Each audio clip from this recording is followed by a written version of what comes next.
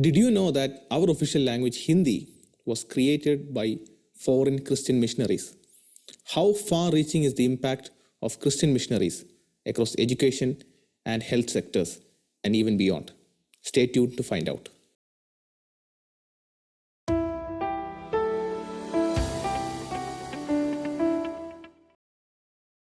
Welcome back to SAFT Podcast, and we are continuing along our journey exploring the impact that Christian missionaries have had in India.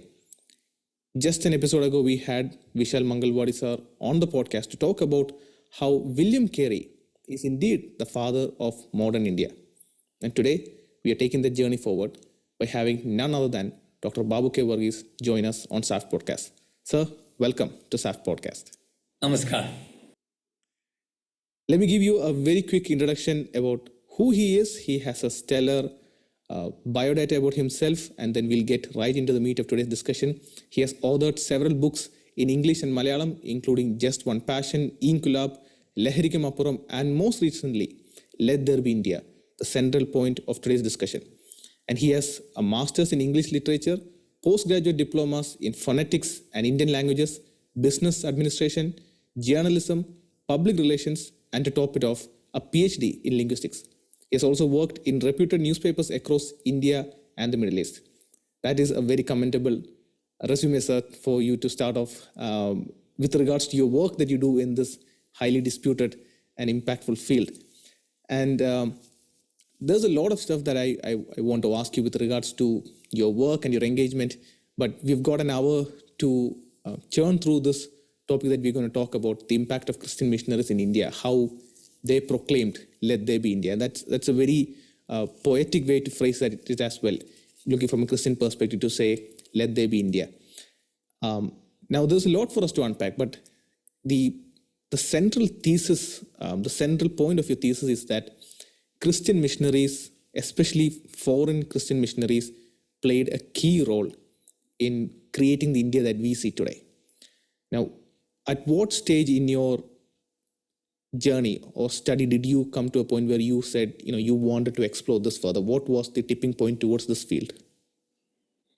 First of all, I'm so delighted that you had Dr. Vishal Mangalwadi on your podcast. We are good friends. We work together. In fact, he's a great man who inspired others to do such a research. And his book itself is the book that made the modern world. He has done so much work on India's development and the contribution of Christian missionaries. We together work, and in my research, he has contributed so much. In fact, my book, Let There Be India, the foreword is written by him. So as a continuation of what Dr. Vishal Mangalwadi had said about William Carey and others, what made me to do this research was a little of political reasons. During Vajpayee government's rule in this country, one of the culture ministers said like this, that Christian missionaries destroyed the culture of India. That was a blow to me when I heard that. Did they develop or destroy? Well, he has every right to say that, but did he substantiate that? So I decided to do a major research on, I've done a diploma in linguistics, but I thought I will develop something on how Indian languages, our mother tongues of India were developed. Because Vishal and I used to speak about all those. So we decided that we'll do that. So I did a major study with the Nagpur University under the very famous linguistic department. I looked at 125 Indian languages. But not only by God's grace, I could go to Oxford University facilities, libraries I went through, and also could visit over 32 countries to collect irrefutable data on how Indian languages were developed.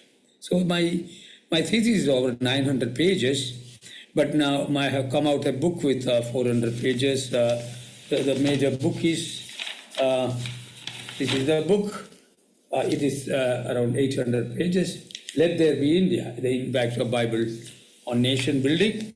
I've come out with a capsule edition on this in 7 languages, and right from Dr. Manmohan Singh and other politicians and others, we have been distributing this to people. Why? because we wanted to prove that it was Christian missionaries who developed India, they never destroyed India.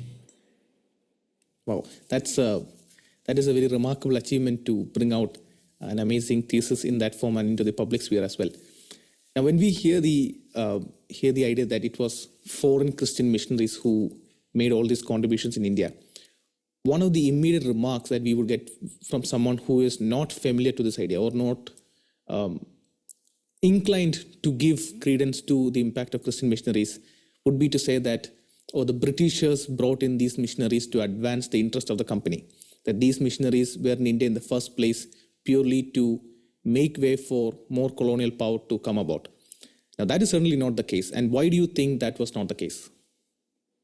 Well, I don't blame these people for making such comments that the missionaries or Bible people are part and parcel or a remnant of the British. I'm not finding any fault with them because that is the narrative which we have been hearing over the years. But there is a counter narrative, especially I tell you.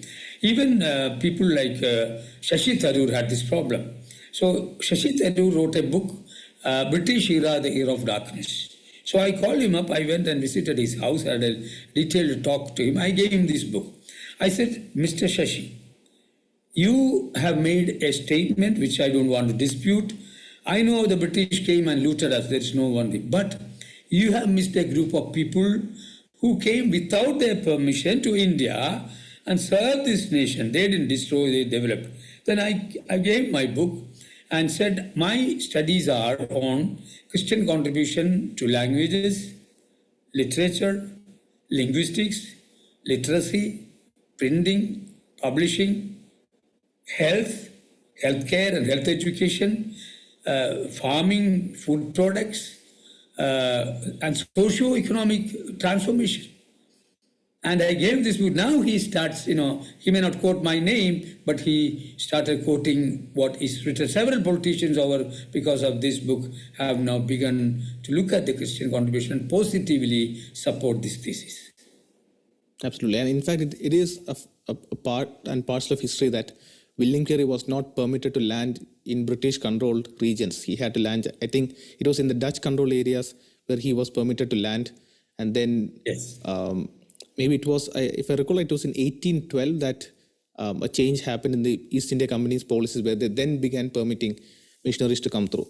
So it's often a twisting of history that permits such fallacious statements to make their way into public domain. Two words we can define India today, lie and fear. Always a false narrative. In 1600, the East India Company came here. As you said, then British Empire took over the rule. Till 1813, till the charter of the East India Company under various people have been changed, there was no permission at all for Christian missionaries to land in India. That is why in 1793, when William Carey landed, he was almost arrested. He was chased out. He had to go to 30 kilometers away to Serambur under the Danish governor. So that's the truth. Yeah. So, but in between, without the permission of the British or any other, foreign powers, hundreds and hundreds of missionaries came to India. They gave their life for the total development and modernization of India. That's my thesis. And that's what we will get into the bulk to see the actual impact that Christian missionaries have had in India. And I teased it at the beginning of the podcast, but I would definitely want you to stick through till the very end as we try and unpack as much as possible. Now, we will definitely link the resources that we have cited in the video, especially the links to both the books that you need to definitely get hold of to unpack this in all its depth. Now, one thing that I want to run by you before we move further is a key point that when we talk about the impact that Christian missionaries have had in India is we emphasize the role not played by foreigners. We're not talking about how Britishers changed India. We're talking about the impact that Christians have had, the impact that Bible have had in India.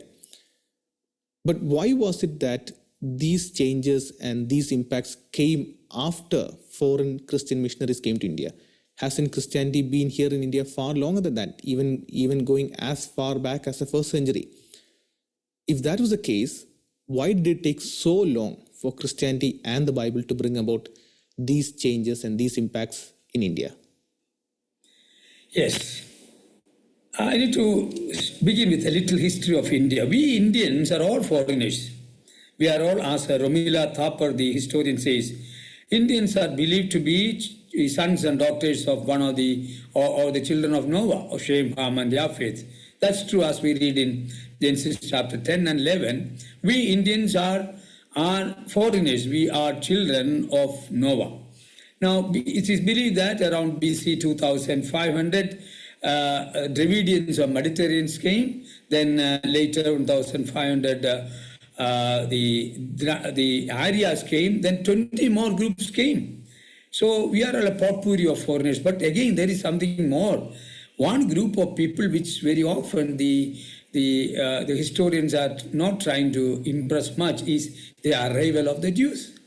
In BC 1000, that's what I am interested more. BC 1000 on, you could see during Solomon's time onward, the Jews used to come to India, especially to Kodingalur and Kerala.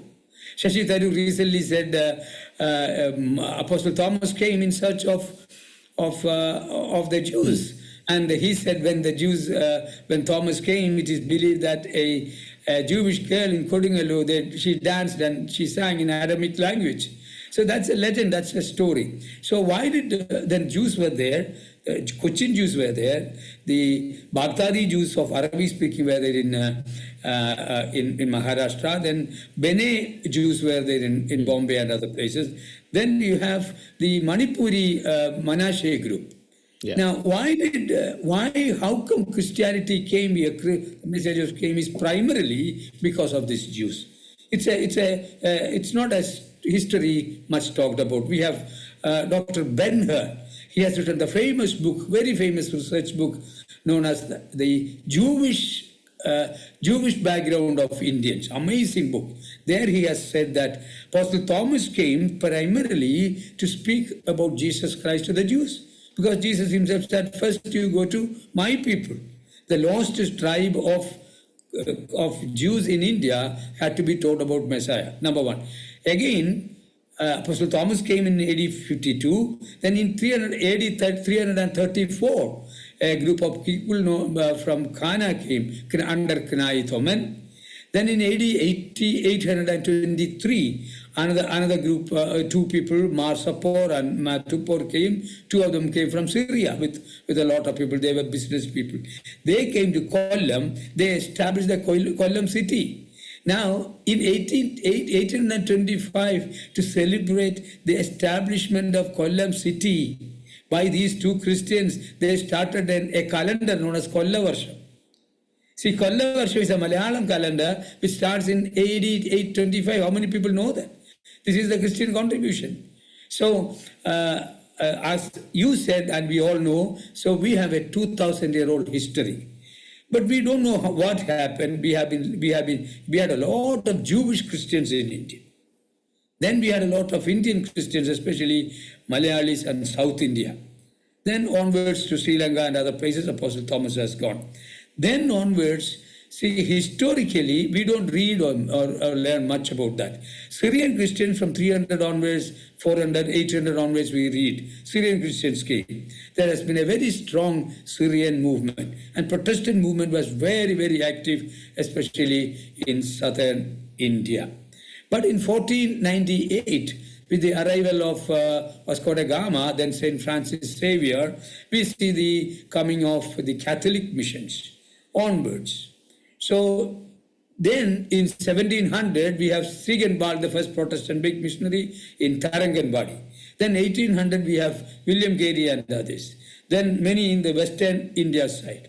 Like that, from 1800 onwards or 1750 onwards, you see an array of flow of Bible people. I don't even call them missionaries. I will call it Bible people. They came. So your question is that why so many, maybe 1,500, 1,700 years past, Christians were here, why no impact? We don't know exactly. But India at that time was a very small province, remember that. There was no India in this country. India was a land beyond Sindhu River. Again, we were little provinces, we call it princely states. In 1947, you read the constitution there, the details are there. Till the British came, India was only over 560 princely states with feudalism and rajas, and with no equality and suppression, oppression, exploitation and slavery and all those things. Then 1800 onwards, when Bible people started coming, both Catholic and Protestant, changes began to take again. See, the Reformation or the renewal of the global renewal began with the Renaissance and Reformation, right? So this movement is an impact of the Reformation of Martin Luther and the impact of the Renaissance, which voyages took place. So the scientific inquiry which Reformation triggered, with Renaissance triggered, with the voyages and the discoveries, including the printing press and steam engine, all those modern scientific revival took place or initiate took place with Reformation, 1500 onwards. So 1600, 1700 it started. India also became a great beneficiary of that modern Reformation movement. So therefore, we cannot find out why, we cannot answer why for the 1500 years there was no impact of Christian. We don't know. Definitely in Kerala. We have enough records that Christian community had a tremendous impact as business people, as cultured people, as educated people in Kerala especially, that we know well. No, that was a very fascinating walk down history, especially Kollavarsham. I mean, as a Malayali, we always hear Kollavarsham over and over, but I've never heard this historical background to it. And it was very interesting that you also mentioned about the genealogy tracing back to Mount Ararat after the flood of Noah. We do a small community training program in apologetics, and we had our good friend Ted Wright, who is a biblical archaeologist. And in that session, he talked about how numerous linguistic studies are showing the origin of Indo-European civilization tracing back to the Ararat region. So that's it's evidence is pointing from different spheres into one common area. I'll drop a link to the video in the description for everyone to check that out. Now, the central question that I've been itching to ask, a revisionist or a revolutionary point that you bring about in your thesis, which I know has really ruffled a lot of feathers, because this is not anyone ever anticipated would come out. Because we never think about it. When we talk about the impact of Christian missionaries, when we talk about printing presses and magazines, it is quite easy for us to pinpoint the actual dates and say, oh, this is when this started. This is the date that this printing press came about, this university was started, this magazine came out. But in your thesis, you advance the case that Hindi, which is the mother language of a vast majority of Indians, the language that is spoken in the heartland of India, a language that has been deeply contested to be considered as the only national language of India, you present as a key point in your thesis that this language was created by Christian missionaries, that this language was not as indigenous to the land as we envisage it to be. And again, this is, as a Christian also, and as non-Christians, this is a lot to unpack. Especially because, like I said, if we take it as assumed that languages have been there for so long, we never know when a language spans out, unlike a printing press or a magazine where we can pinpoint an actual date. So given that I am completely aloof to this, how are you going to build the case in maybe around 10 minutes on how Hindi was the contribution of Christian missionaries? Yes, before I come to Hindi specifically, I need to give you a little background of all the mother tongues of India. Yeah. See, all languages came from, I'm a linguist. All linguists agree that all languages came from Babel. Genesis 11 is the best, most authoritative, accurate history of the origin of languages. So all languages, today 7,150 over languages in the world, all came from Babel, divided into 12 linguistic families.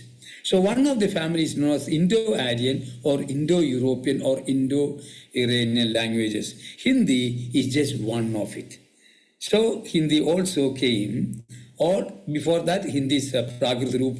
I'll tell you later, it will came. Now, we have 1,652 languages in India. Out of that, today we have over 200 languages have modern script. All those script were modernized by Bible people, Bible translators. Now, mother tongues of India, no one was interested to develop. You know, there are three groups of people in India when we talk about this linguistic quarrel, we call it. There were Sanskritists who said Indians should read and write and promote only Sanskrit. A lot of European British government also said, let us promote Sanskrit. But British government itself, they were only promoting kind of Sanskrit, Arabic and Persian. So they also did not promote any of the mother tongues. Because the Brahmins used to say that mother tongues of India are mlecha language, abomination. It is not worth studying or talking. Now, let us talk about Sanskrit. Sanskrit itself, it was only it was a monopoly of the Brahmins, the upper caste. They didn't even allow their own women to study Sanskrit. So if a Shudra, the Brahmins divided the nation, the people into Brahmins, Kshatriyas, Vaishyas and Shudras. So below Brahmin, nobody was allowed to, if you recite Sanskrit slogas, your tongue will be cut out. If you listen to Sanskrit slogas, molten lead will be put into you. Yes, this was India. That means no one was interested in promoting the mother tongues. So the Sanskritists were not involved. Second group was known as Anglicists. They said, among them some Indians, including Raja Ram Mohan Rai, and some British people said, okay, English must be promoted in India. Anglicists. But it was the third group, known as the Bible people or Christian missionaries. They said no, they are called as vernacularists. They said the local Indian language is so rich. It's not mlecha, it is worth, it is the language of the heart. Mother tongue, Ammayude, Madhur Bhasha. They said, my language is my heart language, that should be developed. So there was the first group that fought for the mother tongue development was Sarambur missionaries, Joshua Marshman, William Carey and William Ward. They promoted, that is why. And they understood there was the mother tongues, from orality, it has to come to written. There was no, without script, how will you read it? So that was the first movement of the Bible translators. Create a modern script so that this oral spoken language becomes a readable written language. See the difference? For example, Dr. Vishal Mangalwadi would have given you the details. William Carey was here for 42 years. He lived at 41 languages of India. He gave to India 23 progressive items. Dr. William Carey is the father of the Renaissance of India. We have enough materials to prove this. Okay, now, mother tongues, number one, they were not interested. Let me see about Sanskrit. Maybe Sanskrit we'll talk about a little. The Sanskrit itself was a prerogative of the Brahmins. So that means, in effect, India was kept under illiteracy, suppression, intellectual slavery was part of it because no one was allowed to develop these languages. So like that, the Indian missionaries started working on all these languages. I looked at 125 Indian languages. Out of that 125 languages, I have found out, this is the story that I have data. See, I have data in all those things. This is not concocted story. I have detailed data on every language, 125 Indian languages, where who gave the modern script, modern grammar book, dictionary, then literature, novel, drama, prose, printing, newspaper, everything has been given. So like that, I found out that between 150 and 200 years ago, Bible people developed 85 dictionaries, 116 grammar books, and 45 newspapers. I have all the details. Can you remember? Can you think of it? What was India 150 years ago? Oppressed, suppressed, nation, slavery, political suppression, economic and feudalistic suppression, everything was there. But all these things liberated this country. Okay, first of all, we developed modern language that anybody, there is no difference between Brahmin and Shudra and Kshatriya and Vaishya, all can do that. Two things happen because of language development. I will come to Hindi. Two things happen. Number one, we democratize the language. Anybody can read it. Whether any caste, there is no caste system, anybody can read it. Number two, we standardize the language. For example, you speak Malayalam in Thiruvananthapuram, in Talasheri, in Thrissur, Tiruvalla. You speak Malayalam in different dialects. But when you read Manorama or any of the, or Madhyamam or Madhurabhumi or Mangalam, anything, your language is standardized, right? That's what we did in all the languages. We standardized the languages and we democratized the language. The greatest contribution of Bible people is that. Now let me come to India, to Hindi language. See, when that minister told that in Hindi language, that triggered me. See, there was no Hindi at all. Here it is, I have written, Vishal Mangalwadi has written in detail about that. There was no Hindi language at all. Hindi was developed by missionary Samuel Kellogg, Dr. Samuel Henry Kellogg. See, you can Google and see. He coalesced Hindi out of 12 Central Indian dialects. This is what I'm going to read to you because you said you need the details. See, modern Hindi was not there. What Ramacharita people say Hindi, it was not. It's all Hindustani. Now here it is. The problem Hindi was not one language. Every North Indian city spoke a different dialect.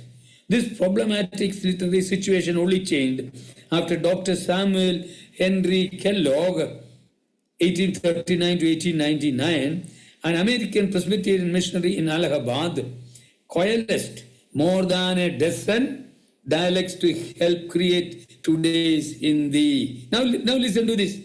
He entitled his Hindi grammar as A Grammar of Hindi Language, in which are treated the High Hindi, Braj, and the Eastern Hindi of the Ramayana of Tulsidas, also the colloquial dialects of Rajputana, Kumaon, Awadh, Riva, Bhojpur, Magad, and Maithila. So this brilliant treatise on Hindi called Hindi Vyagaran was published by Hindi Sahitya Sammelan Prayag, Allahabad in 1896. So William Hooper and Joseph Arthur also helped the translation of Bible into Hindi language. Kellogg is considered as father of modern Hindi. Again, there's a thing. Who promoted Hindi? When? The Sanskritists and Anglicists were not wanting to promote Hindi. Who promoted? Listen to this. It was the labor of Kashi Nagari Prajarani Sabha that made it possible for our national leaders to have confidence that Hindi could be a major official language of India.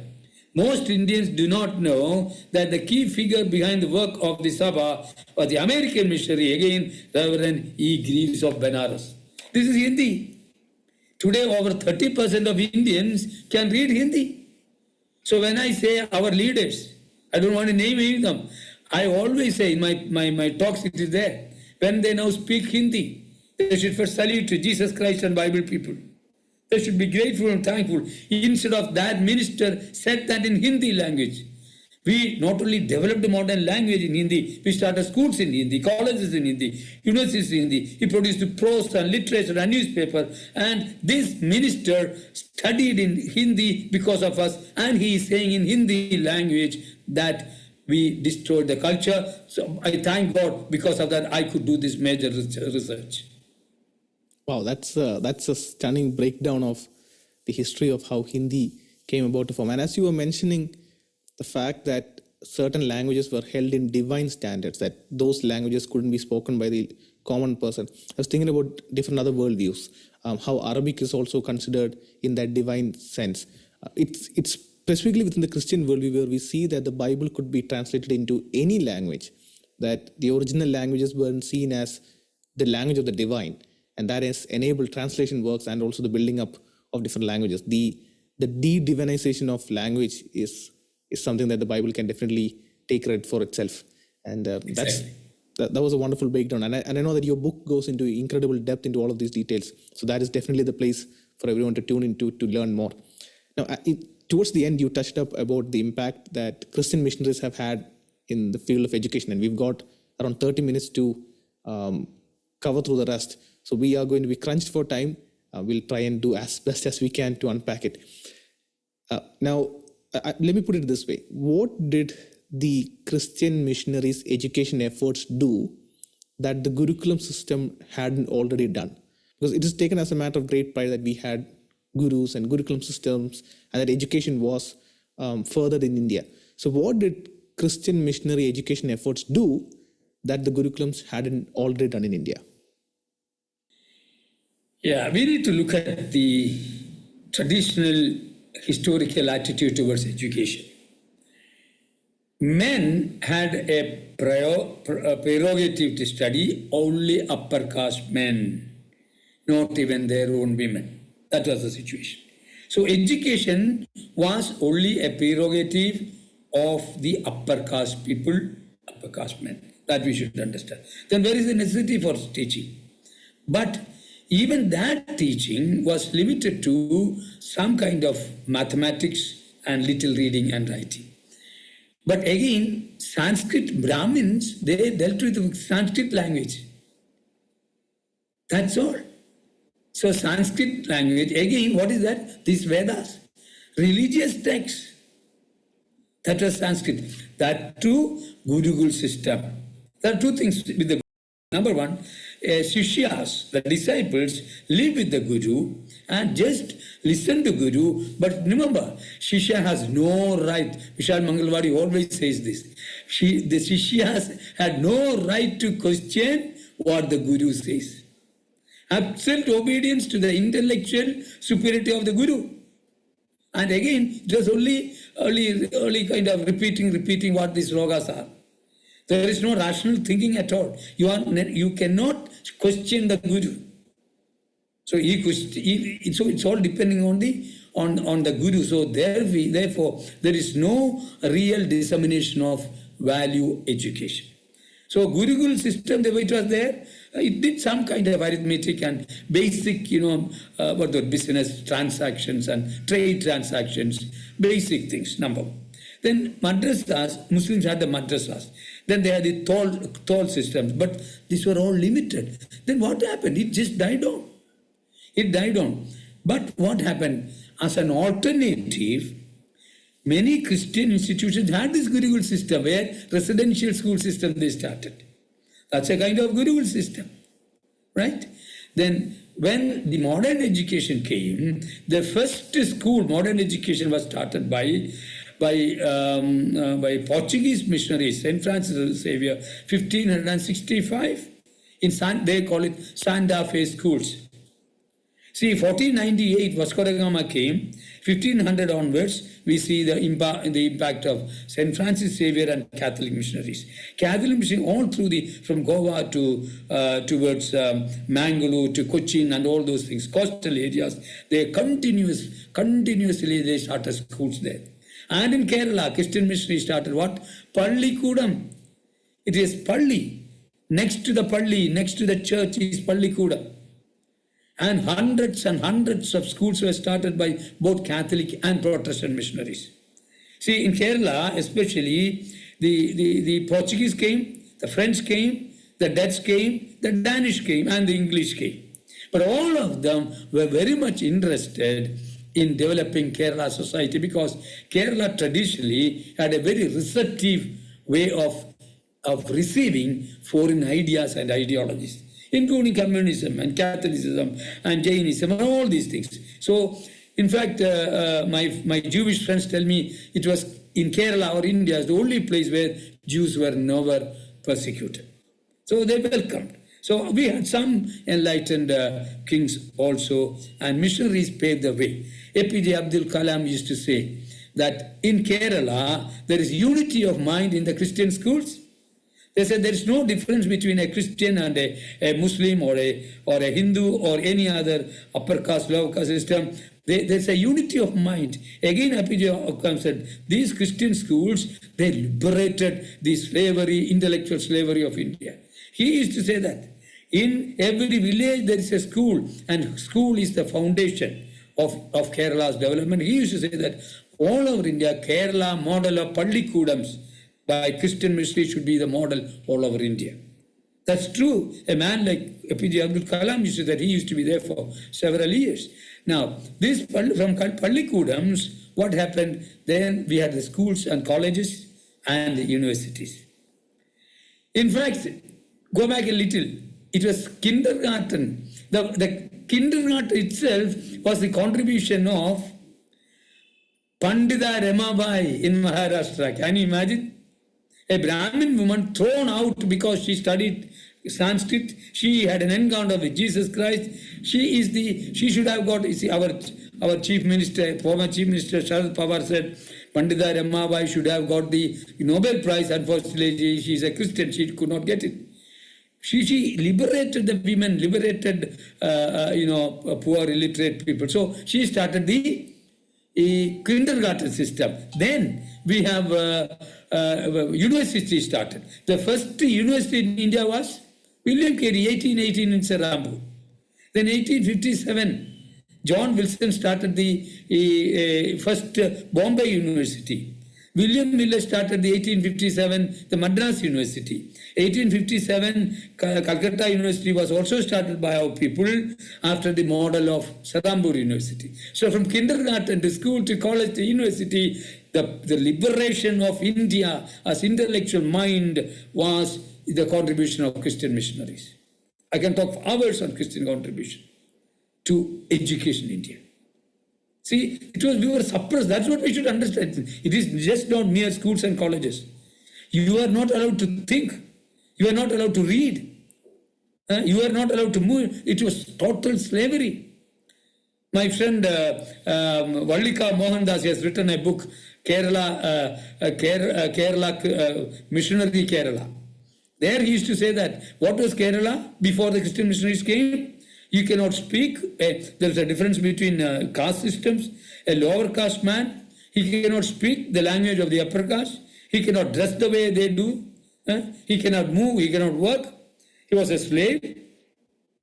One word he used to say, Kerala and India was a static society. No, Padilla, no, that was the history. But he said missionaries came, Bible people came. They enlightened them, empowered them, and Kerala became a dynamic society. So transformation from a static to the dynamic society. Today Malayalis are all over the world, thanks to the missionaries. It's a 600-page book. He is the one who made 2 PhDs on the first newspaper in Kerala, on Rajya Samadaram and Pachimode. So there are enough materials today available on Christian contribution in India. So education, it is our contribution. Even today, more than 80% of education in India, especially in the rural areas, are managed by Bible people. Over 87% of health in the health care, health education is managed by Bible people all over India. This is the truth. And that legacy of Christian missionaries and Christians impacting and advancing education is also visible in the life of Chavrachet, as he is known in Kerala. The work that he did to bring education to young girls, and like you mentioned with Pandita Ramabai and across the nation, it is quite disappointing that in the name of othering the Christians, the name of considering Christians as someone else not part of the country, that these legacies and great contributions are kept to the side. So it is quite soothing to hear political leaders also give credit to where credit is due, especially with Pandita Ramabai and, as we heard from stalwarts like APJ Abdul Kalam. Now, as you mentioned about the impact that Christian missionaries have had in setting up universities across India, when I was preparing for this podcast, I looked into some of the earliest universities that are listed out there. And one name I saw that kept on popping up was Nalanda University. And I could see scores of articles praising Nalanda University, a massive thinking hub with tens of thousands of students coming across Asia to learn and to take part in the massive library, which is a big storehouse of information. And this university is dated to be even older than the University of Bologna, which is considered to be generally the first university in the world. And so when we talk about Christian impact in setting up universities in India, how do you factor in the case of Nalanda University? I'm not a scholar into Nalanda University. I just saw the article, so I don't know how much is fact or how much is fiction. It's all quite blurry to me. But as a scholar who has worked specifically in this field, and as a historian in some regards, how do you look at Nalanda University and factor in within the educational spur of India's trajectory? Well, I am also not a scholar on both Nalanda and Takshila. And I also hear that, no, I'm not dispute with those people. Let them claim what they want.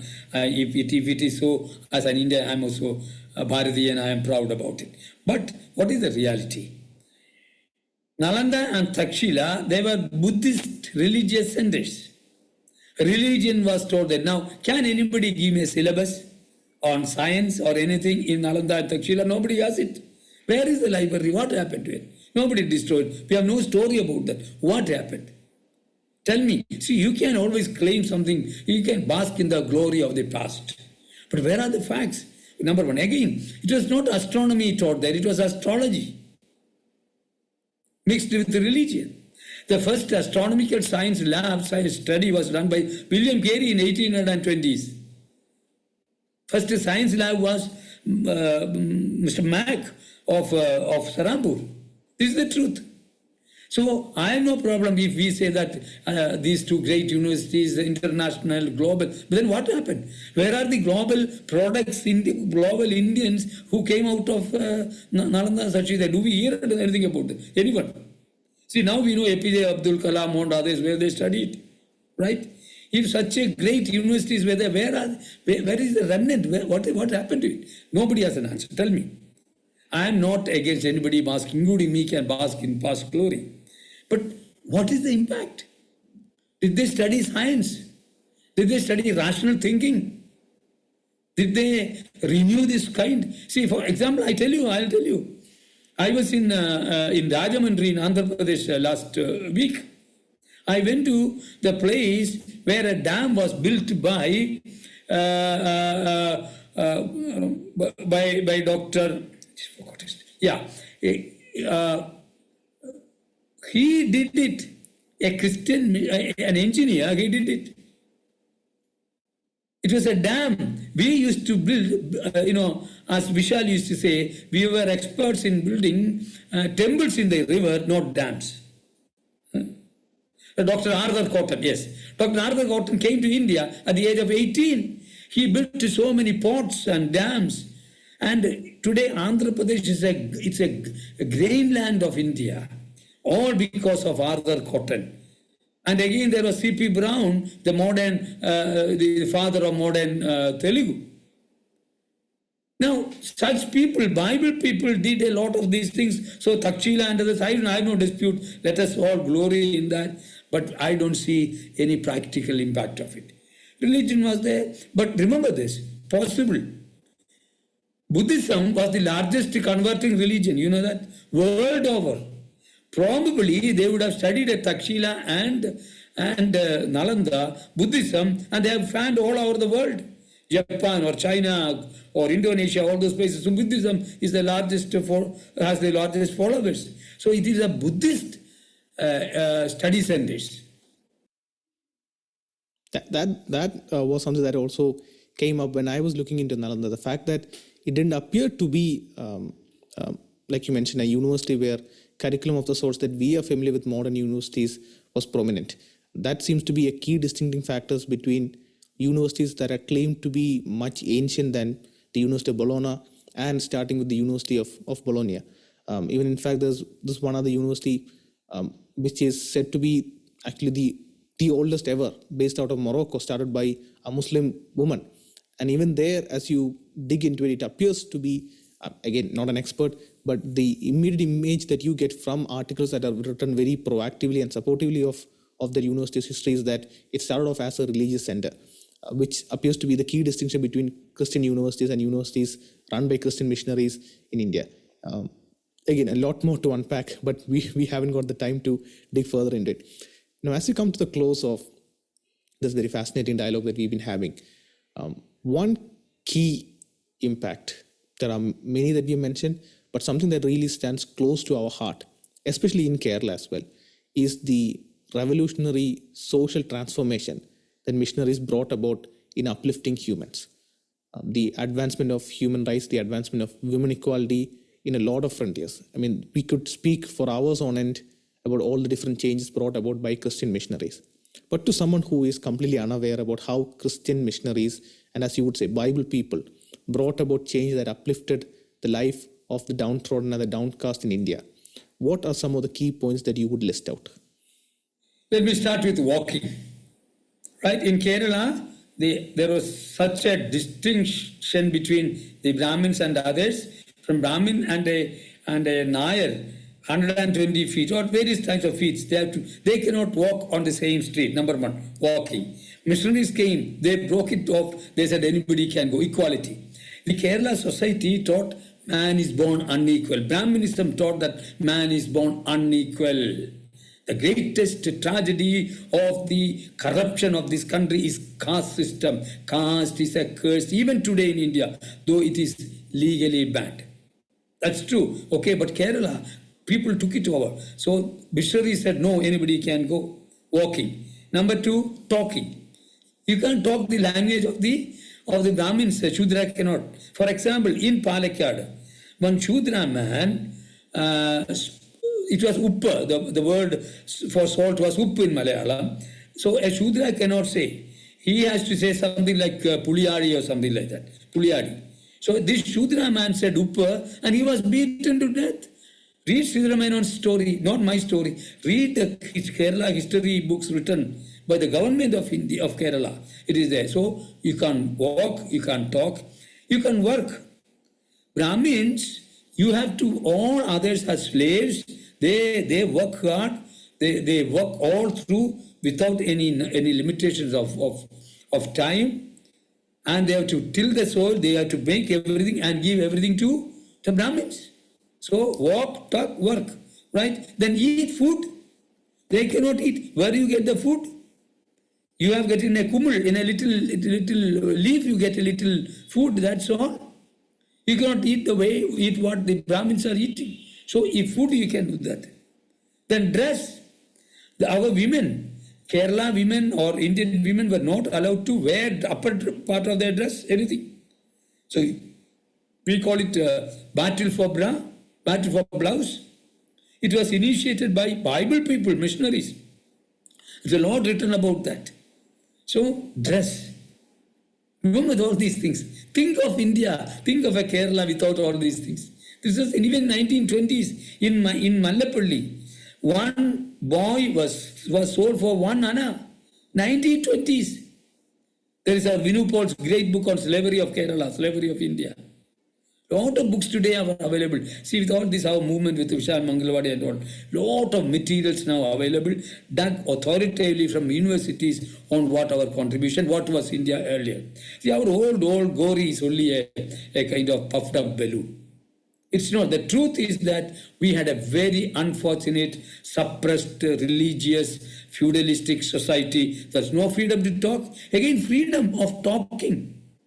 Today, what's happening? I want to say freedom of faith in the Constitution. I'll take 1 minute. In the Constitution of India, in the independence movement, the freedom movement.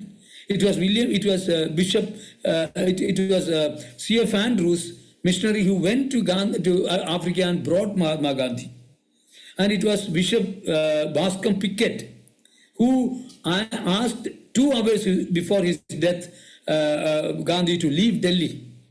And Christian in the Constitution, our Prime Minister recently said the Constitution, the Constituent Assembly, the Constitution was discussed and debated in the house of of Professor Rudra, principal of St. Stephen's College.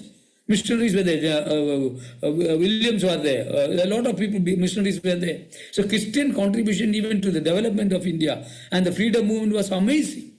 But again, let me conclude, let me tell you about what's happening today. This is what I have carried, we have picked up from Manipur. It's a burned Bible on 3rd May. They went into the Imphal church, they burned everything, the church. The pastor, the evangelist, the pastor just escaped. Within 36 hours, 249 churches were burned down in Manipur. Today, over 60,000 Bible people are there in the jungles, in the refugee camps. See, burned Bible. Today, it's a battle against the Bible, against the Bible people, against the Bible beliefs, against Bible buildings. But who did see this? This is the Constitution of India. I carry this Constitution of India always, along with Bible. This Constitution of India gives you every right to profess, practice and propagate Article 25. Here it is. But what's happening? Now in 19 states, attack on Christians is taking place. Average 5 attacks are taking place in India today. 2 weeks ago, a draconian, nefarious anti-conversion bill was passed by Uttar Pradesh government. If you carry the Bible in Uttar Pradesh, you will be arrested and put. More than 100 believers are there in the jail. 2,220 people are booked. Their interrogation is going on. Without bail, without a judicial interrogation, it's going on. See, this is the thing. Bible and the Constitution. People who have made an oath on this Constitution that Sabka Saath, Sabka Vikas, everybody is the same. They are the people who are breaking. There is a blatant violation of fundamental human rights in India. The freedom which was promoted by Bible people, by Christian missionaries, that is thwarted. See, they don't want, one reason people ask me, why you people are attacked? Because, we enlighten, empower the Adivasis, the poor, the exploited. See, these upper caste people, upper caste politicians, these politicians and religious gurus, they don't want our poor people, the marginalized, the suppressed, oppressed to be enlightened and empowered. They wanted to be their vote banks at their beck and call. I know that this is not a politically correct statement, but we have to stand for truth. I know truth shall triumph. There's no truth in this country today. It is not Satyameva Jayade, it is Asatyameva Jayade. Truth is what Bible people said. Now let us accept this. No, we don't want any bouquets. I'm asking the Chief Prime Minister and others, don't throw stones at us. We don't want any special favor. During the Constituent Assembly discussion, Christians were asked, do you want any special reservation? Can you imagine? Our leaders said, no, we don't want any reservation. We want only this Constitution. That's all. You leaders should abide by the Constitution. Now, mobocracy. There is a deadly cocktail of politics and religion in this country that's destroying this harmony of this country. It's a pluralistic country. Everyone, Vasudhaiva Kudumava, the whole country, we are all one family. But what's happening? Today, because of the political vested reasons, Christians are burned, butchered, they are raped. Manipur, even after 16 months, there is no remission of this. Our people are there. Why this attack against Christians? No, see, that is why my research is, if Christians have done so much this nation, do we deserve these things? But what we'll do? We'll pray, because in the Bible we are asked to pray for our leaders. We will not retaliate. We will pray.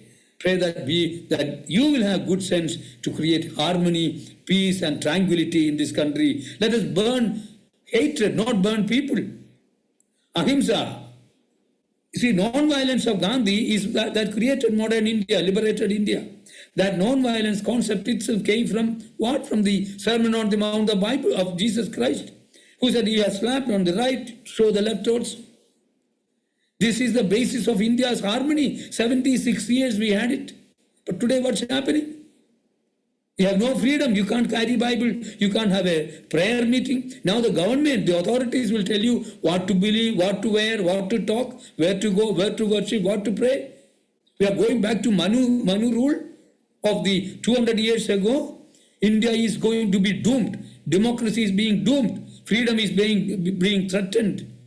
We need what the Bible people did for India. It should continue. We should have the freedom to profess, practice, and propagate. We don't want any extra favor from anybody. Just abide by this rule. That's what we are saying. Wow, it is a sobering reminder to us Christians who aren't always facing the blunt of these issues and tortures and torments as our brothers and sisters are facing in different parts of India, to remember where we are placed and the impact and influence that we have in making India better for everyone. And that is what we see with the legacy of Christian missionaries. They came to make India better for everyone. As Vishal sir remarked multiple times in the last podcast, that William Carey was a friend of India. He came to make India better for everyone. It is also a call to action for Christians, including myself, to explore how we can be forces of change, like the missionaries were, like William Carey was, like Pandita Ramabai and many others were, in using the roles, the spheres of influence, the skills, the talents, the energy, time that they had, like we have, in making India a better place for everyone. And one character that really inspires me towards this end is, I read about him from Samuel Nellimugal's book, The Social Transformation of Kerala, an acclaimed book from endorsed by the Kerala government as well, and has received multiple accolades. In that he writes about the impact that a British East India Company officer, and this was before East India became a brutal force, Colonel John Munro. He was the resident for Travancore and Kochi, and that he records how Kerala historians talk about Travancore's history as pre-John Munro and post-John Munro. The impact one Christian foreign civil servant had in the step that he took towards abolishing slavery for the first time in Kerala. That was very little known to me. He was the first person to take the step towards abolishment of slavery in Kerala, and the reformations and changes that he brought towards making Kerala a better place for everyone. And on that note, as we are in the very final few minutes of this challenging and awakening podcast for Christians and every Indian to come and hear, given the legacy that we have, that Bible people, Christians have left in India, the sweat and blood that they have poured out to make this nation a great place, to instill us with the pride of the legacy of the past, what is your invitation, your reminder, your encouragement to many more Bible people who may take their Christianity, their privileges, their freedom, their legacy for granted? You know, the story of Colonel Munro is amazing. There are enough books available. Now it is being suppressed or taken out of these shelves. But we need to now write. You know, he is the one who helped Buchanan to produce the first 4 Gospels. We call it Ramban Bible or Buchanan Bible in 1811. Colonel Munro arranged with the help of, asked by the Queen of England to take Buchanan out to Mavelikara and other places. So that is the 4 Gospels, is the first prose in Malayalam. Okay, now he helped that, an amazing work. See, we are not saying that, there are all Britishers, there are people who are brutal. But there were also some nice people. Let us appreciate whoever has done. When I gave this book to Dr. Manmohan Singh in his house, the British contribution is much, which you always say. He said, people don't like saying that the Britishers did also good things. See, they didn't never convert. As in the beginning itself said, the Britishers never allowed any missionaries to come. So we need to distinguish between the Britishers and the foreigners who came to loot us, and the missionaries who developed us. So my call to the Bible people is that continue to spread the Bible. Silently, you may be attacked, you will be killed. I tell you, there is no opportunity without opposition. There is no victory without vigilance. There is no winning without warfare. You will be burned like Graham Staines and his children, the book I have written, burned alive. 25 years ago, what happened? 25 years ago, in the name of Ram, these Graham Staines and 2 children, sons, 9-year-old, 11-year-old, were burned alive. After 25 years in that name of Ram, our chief minister was falling prostrate. The day 22, that same day, he was prostrating. That person who has been supporting the man who killed Graham Staines and children today has become the chief minister of Odisha. See the change? So Christians, be careful. You will be attacked. You will not have anything. There are 3 types of attacks going on. You have physical attack, intellectual attack, financial attack. Take you to the Lord in prayer. But be witnessing. Number 1, the Lord is coming. As the Lord is coming, time is short, right? Hell is hot. Satan is swift. Ready or not, Christ is coming. Till he comes, let's worship him, witness him, and walk with him. Let us witness him through our life, through our lips, through literature, through love. India loves you. India is longing for. So in spite of attacks, brutality, let us pray and practice our faith through our life. Let us be great contributors of the development in this nation. India needs harmony, not hatred. Let us never hate anybody. Let us be inclusive. Praying for everybody, that's my call. This is our challenge. Love this nation. Everyone, 143 crores of Indians are created by Jesus Christ. Jesus Christ does not want anyone to be perishing, but all should come to the saving knowledge of Christ. That India will be filled with the knowledge of the glory of Christ as waters cover the sea. You and I, as Bible people, have that great challenge and responsibility. May God help you for that. Yeah. May we remember that we are placed in this nation as Indians by divine purpose. This is not a statistical collision, but rather we are irreplaceable in where we are placed. And so let us keep that in our mind as we work together, strive together, and pray together to walk in the footsteps of those who have walked before us, to stand on the shoulders of giants, to make India better for everyone, to uplift God's name and make India once again better for everyone. Thank you, Babu sir, for being here with us. It was an absolute honor and delight to have you with us. Thank you. Thank you. God bless you. Namaskar. Thank you everyone for staying till the very end. We will see you in the next episode. Until then, take care and God bless.